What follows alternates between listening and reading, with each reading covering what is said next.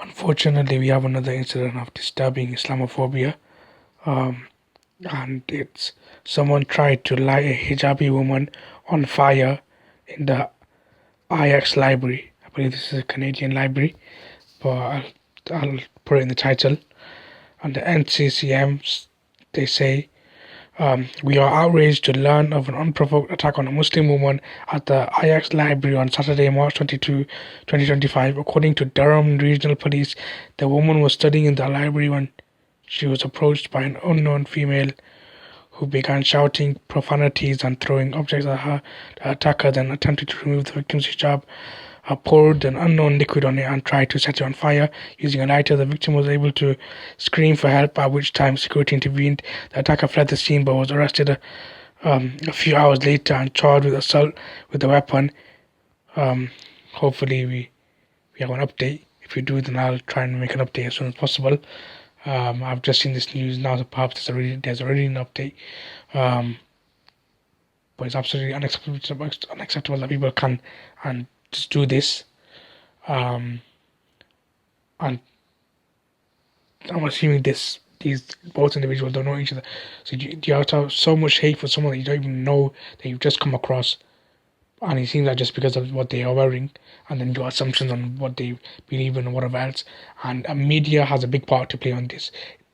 We've seen the blood on their hands in terms of what's happening in the genocide, and they have blood on their hands in terms of this. The media has a big part playing in saying Muslims are X, Y, and Z, including governments. Muslims are X, Y, and Z. People who wear the hijab are X, Y, and Z. People who wear the niqab are X, Y, and Z. People who dress like this are X, Y, and Z. People from these backgrounds are X, Y, and Z. They say these things, and they get people to say these things, and they push these things directly or indirectly. And then when things like this happen, they pretend they are surprised and they want to help. Well, if we didn't push certain things, then people wouldn't have that in their mind, and then they wouldn't absorb it, and then have these ideologies, and then do these things.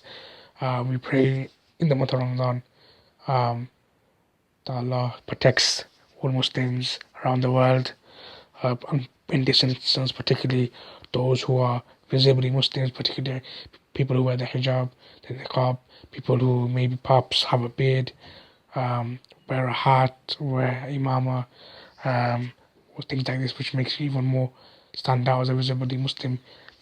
Them in particular, but all Muslims protect them, and it shows you other people should, particularly those Muslims who are not visibly Muslim.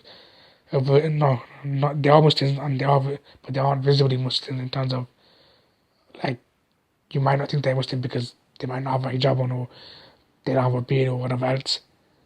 You should be supporting these people even more.